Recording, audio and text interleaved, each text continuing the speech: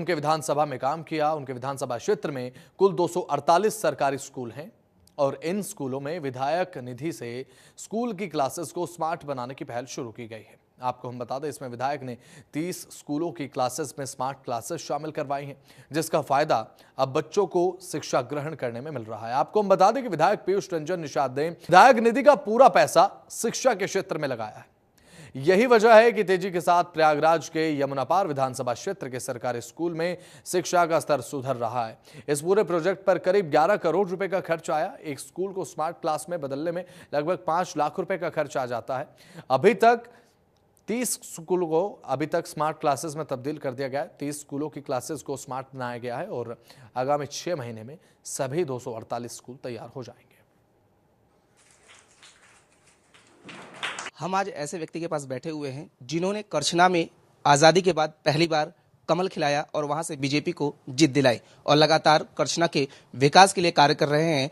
और इस बार उन्होंने ऐसा काम किया है जो चारों तरफ उसकी चर्चा ही हो रही है।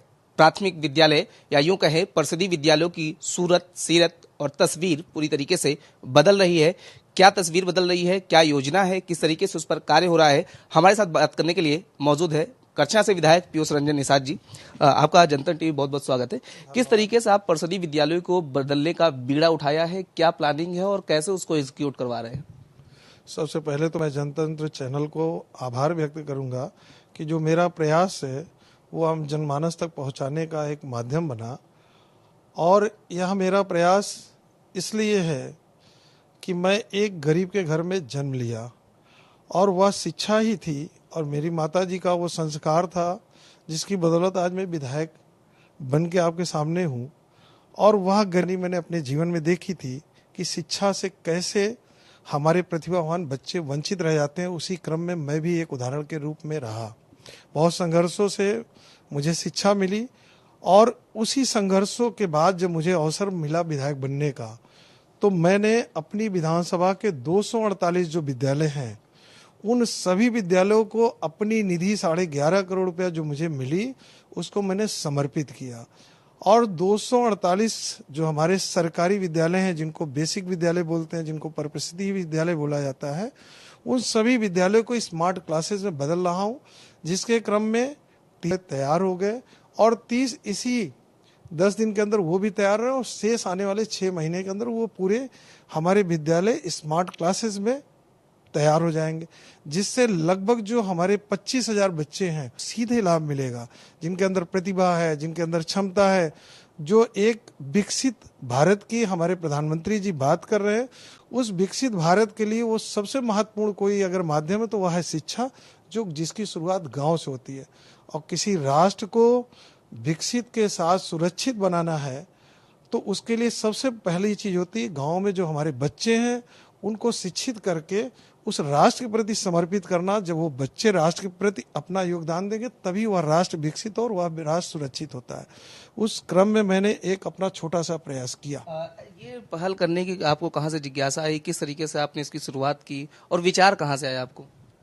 मैंने एक छोटा सा उदाहरण बताया कि अपनी गरीबी, अपनी परेशानी से, क्योंकि उन्हीं सरकारी विद्यालय में पढ़ के मैं आज यहाँ तक पहुँचा, उस परेशानी, उस गरीबी को तो देखा था।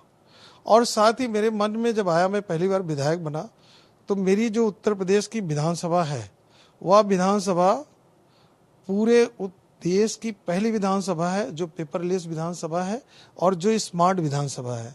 उसके साथ दूसरा जो मेरे मन में बचपन से चलता था वो था कि जो गरीब अभिभावक हैं, जिनके बच्चे प्रतिभावान हैं, जो अपने बच्चों को प्राइवेट स्कूल में नहीं पढ़ा पाते, जिससे उनकी प्रतिभा का निखार हो पाए, वह जो समस्या, वो जो परेशानी मैंने अपने जीवन में देखी और जो उनकी समस्याओं को देखा, उससे एक भावना, एक सोच मेरे अंदर आई थी, जिसके तहत मैंने ये एक प्रयास किया और उसकी शुरुआत करछना विधानसभा से हुई है। और मुझे पूर्ण विश्वास है कि इसका लाभ मेरी करछना विधानसभा के बच्चों को तो मिलेगा और आपके माध्यम से पूरे प्रदेश के मेरे जितने भी जनप्रतिनिधि हैं उनको भी मेरा एक अनुरोध, एक निवेदन होगा कि वो भी अपने क्षमता और प्रतिभा के अनुसार एक प्रयास करें, जिससे हम अपने उत्तर प्रदेश को भी विकसित प्रदेश बनाएं। क्लास, स्मार्ट क्लास में क्या क्या चीज़ें हैं, बच्चों को, प्राथमिक बच्चों को कितना महत्वपूर्ण ये चीज़ें हैं, कैसे उनके आगे के एजुकेशन के लिए मदद करेंगी? अब इस क्रम में मैं आपसे एक चीज कहूं कि सबसे महत्वपूर्ण जो ये पूरा स्मार्ट क्लासेस केवल बनाने का नहीं था कि स्मार्ट क्लासेस बन गया है कि स्मार्ट मॉनिटर लग गया। वो पूरा जब बच्चा उस क्लास के अंदर इंटर करता है तो उसको एक अलग सा फील आता है, उसको प्राइवेट स्कूल जैसा पूरा उस रूम का जो स्मार्ट क्लासेस है उसमें बच्चों को बैठने की 30 बच्चों की पूरा फर्नीचर स्मार्ट क्लासेस की तरह, उसकी पूरी फ्लोरिंग टाइल्स की, उस रूम के अंदर 2 पंखे, 2 ट्यूब रॉड और एक इन्वर्टर। अगर बाय द वे लाइट चली जाए तो उनकी शिक्षा में कोई व्यवधान ना हो, क्योंकि उस मॉनिटर के साथ हमारी जो नई शिक्षा नीति है उसका 3 साल का एक सॉफ्टवेयर एक लाइसेंस है, जिससे उन बच्चों को बगैर किताब बगैर कॉपी के, चाहे ऑडियो के माध्यम से चाहे वीडियो के माध्यम से, वो पूरा शिक्षा ग्रहण कर सकते हैं।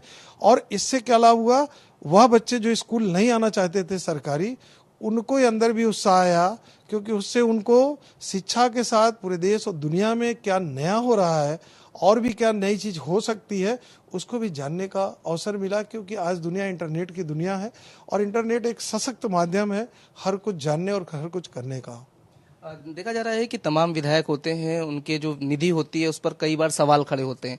आपकी निधि को लेकर के भी चर्चा है कि आपने सारी निधि जो है वो सरकारी विद्यालयों को दे दी है, तो किस तरीके से सरकारी विद्यालयों को दी है, उनकी सूरत कैसे बदल रही?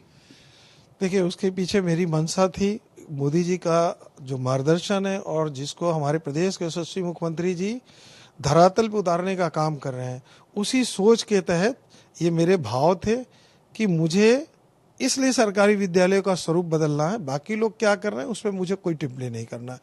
मेरी अपनी सोच थी कि मुझे अपनी जो सरकारी विद्यालय उसके लिए मुझे एक ऐसा प्रयास करना है कि वह एक अपने आप में मेरी विधानसभा इस प्रदेश का आदर्श विधानसभा बने।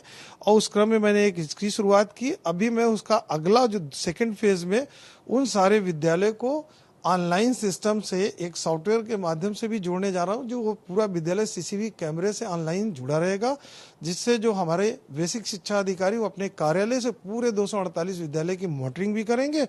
और जिस एजेंसी ने ये पूरा डेवलप किया है, एक वहां से भी इसकी मॉनिटरिंग होगी। अगर कोई प्रॉब्लम आए कुछ है तो तुरंत उसका निदान भी हो। और इसके साथ ही मैं सारे अपने विद्यालय को भी, क्योंकि गर्मी का समय है तो अभिभावक हो, शिक्षक हो, बच्चे हो, उनको शीतल पेयजल की भी व्यवस्था हो, उसी के क्रम में मैं सारे अपने विद्यालय को एक वाटर कूलर आरओ सहित व्यवस्थित करने जा रहा हूं, जिनसे उन बच्चों को शुद्ध पेयजल की भी व्यवस्था सुनिश्चित हो।